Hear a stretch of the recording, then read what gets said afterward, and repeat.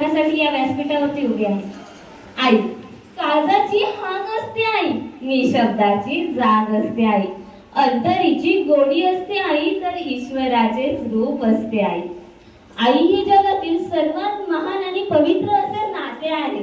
आई ही आपल्याला चालायला बोलायला शिकवते, या जीवनी जगायला शिकवते, ती असते आई.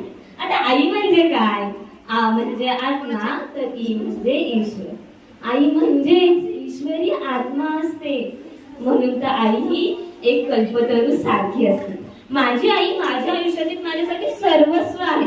माझी आई माझ्या अमाप असे प्रेम करते. माझी आई माझ्यासाठी हवे नाही ते करते. ती माझी आई, ती माझी आई. म्हणून तर आई एक कल्पतरू सारखी असते. अरे राजमाता जिजाऊ नसत्या तर शुभा घडले असते का? राजमाता जिजाऊ नसत्या तर शुभा घडले असते का?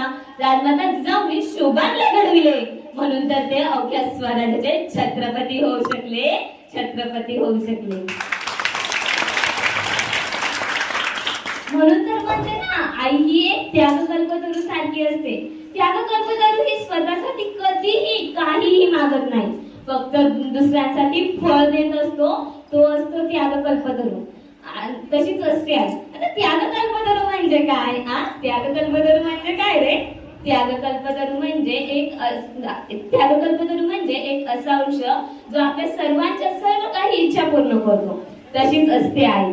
तशीच असते आई, जी आपल्या सर्वांची काळजी घेते, आपल्या सर्वांना हवे नाही ते पाहते, आपल्या इच्छा, आपल्या गरजा, आपले विचार सर्व काही बाजूला ठेवते आणि फक्त आपल्या मुलांसाठी आणि आपल्या कुटुंबासाठी झटत असते. ती असते आई. ती असते आई. तसं ते प्रसंगी जमलेल्या माझ्या सर्व माता बहिणी, ह्याही यांच्या आयुष्यात एक आई म्हणून जगतात, एक कल्पतरू म्हणून जगतात. आपल्या मुलाबाळांसाठी, आपल्या कुटुंबासाठी सतत झटत असतात ह्या माता भगिनी. ह्याही मला माझ्या आईसारख्या आहेत. इथूनच मी या सर्वांचे चरण पावते आणि इथेच थांबते. धन्यवाद.